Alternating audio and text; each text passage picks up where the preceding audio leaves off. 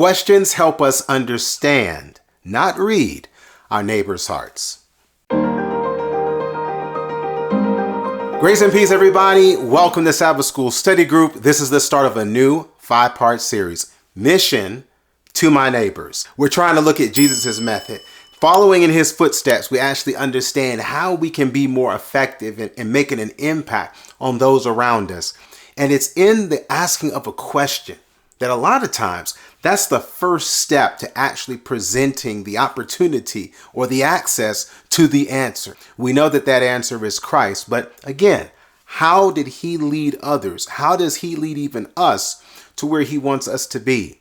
He uses questions. In Luke chapter 10, beginning here in verse number 25, this is an encounter that Christ has with a lawyer. And actually the lawyer is here. He's trying to test him. He's tempting him, trying to trip him up. But while trying to trip up Jesus, he actually ends up running into the truth.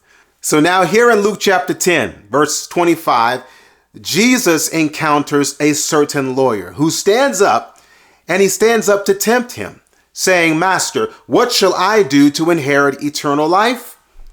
And Jesus said, he said unto him, the lawyer, "What is written in the law?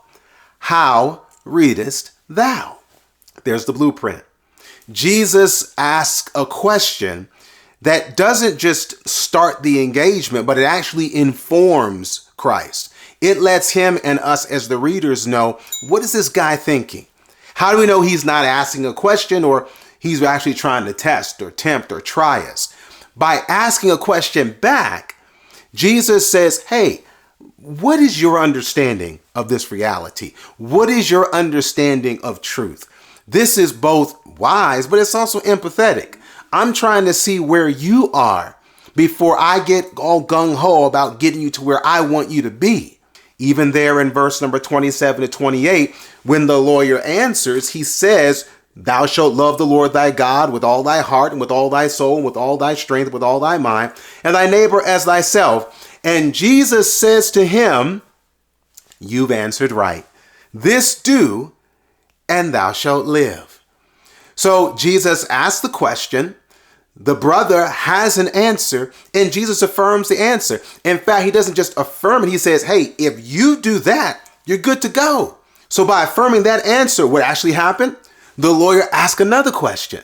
So sometimes when you think about reaching others, we are really focusing on, I gotta give them this answer. I gotta give them my input. I gotta share this truth. And that's fine and good, but it's not the only way.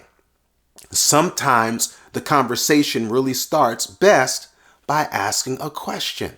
Even again in verse 36 to 37, after Jesus has shared the explanation to the lawyer's question, which was the parable of the Good Samaritan, which we're going to get into later, Jesus asked, "Which now of these three, thinkest thou, was neighbor unto him that fell among the thieves?"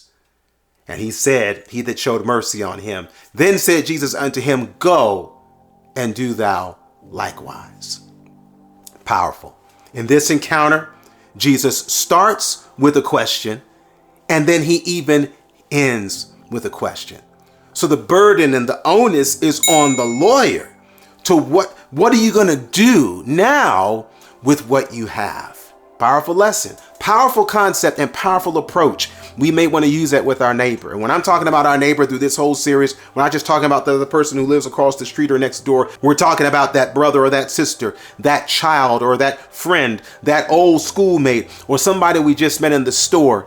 Trying to understand our neighbor by asking a question before we give them the answer.